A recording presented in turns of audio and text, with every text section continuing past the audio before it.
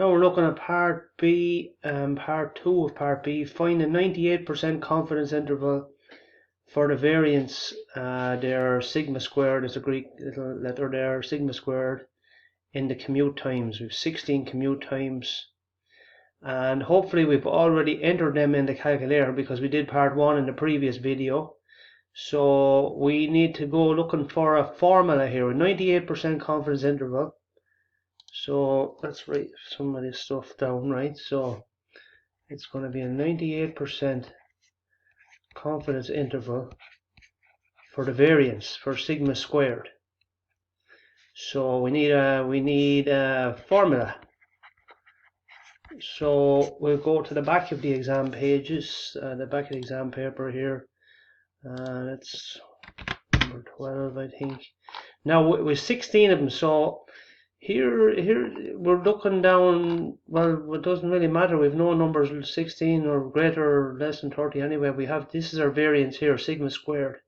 So this is the one we're going to use, sigma squared greater than n times s squared over chi squared. That's a, we'll come to that. That's another distribution. We'll have to look up a table to get a chi squared number for here and over here.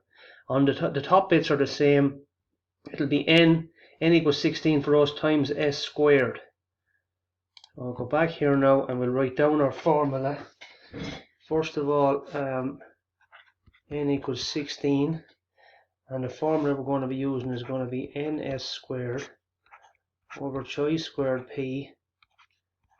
Sigma squared is greater than that and less than n times s squared over chi squared 1 minus p. Now what's p? P, well, yeah, we can go there. Well, we won't go there yet. We're going to figure out what s is first, or s squared. S squared on the calculator, s squared is going to be s of x squared, something like that. So I'm going to look at the calculator now. Here's the calculator, and it still has the data in it from the previous part. So I just press option 2, and there's the summary stuff, right? And now, oh yeah, I'm going to be looking up sigma x actually. Sigma x squared, you see that? Sigma x squared equals 2.809. Sigma x squared equals 2.809. That's the one we want. So I mightn't have written that correctly there. So yeah, so forget that there.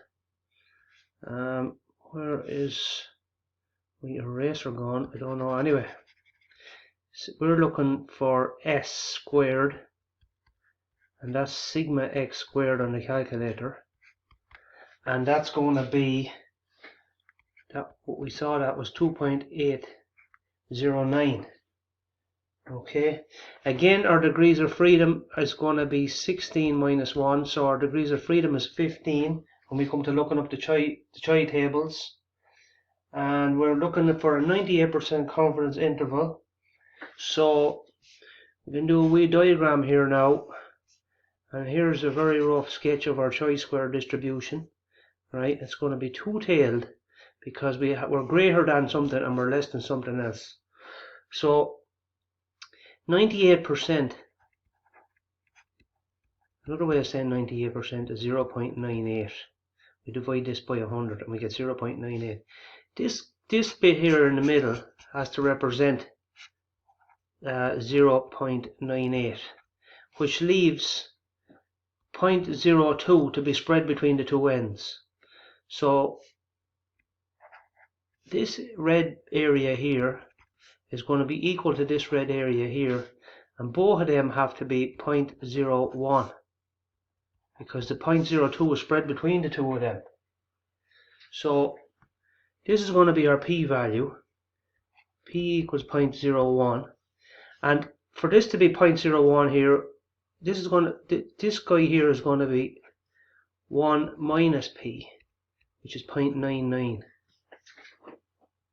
Okay.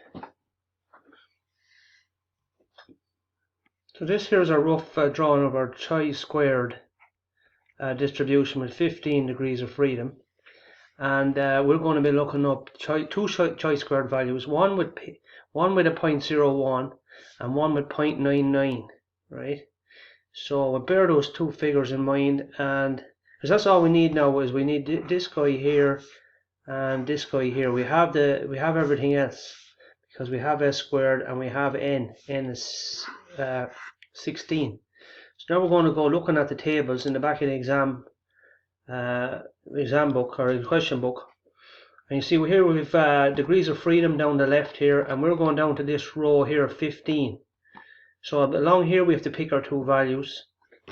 And remember we had 0.01, so that's 0.01 there. So the one value there will be 30.578. We'll be using that one.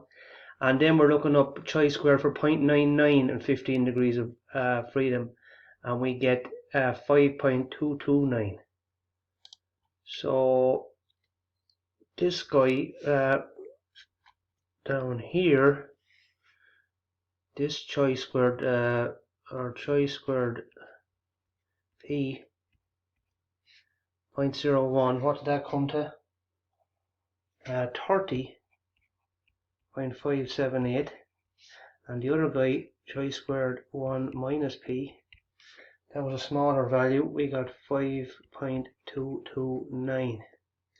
So now all we have to do is fill in our fill the figures into our formula, and we're away. So just leave a little bit of space there. I can copy this guy if I'm sneaking enough with my lasso here.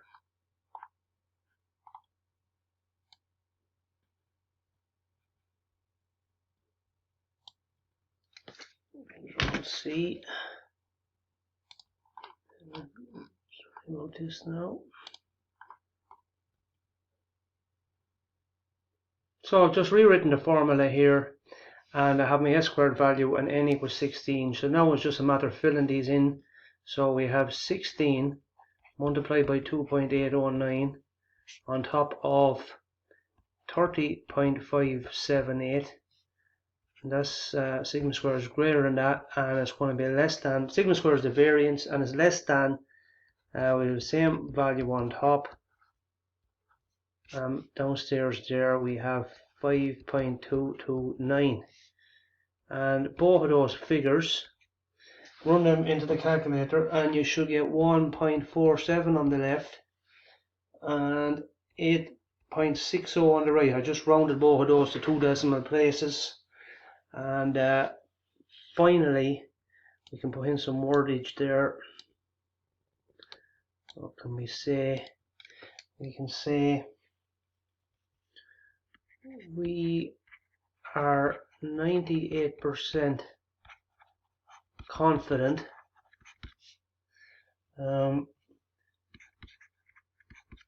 that the population variance,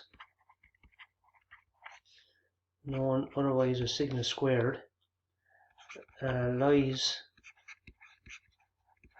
between 1.47 and 8.6 minutes.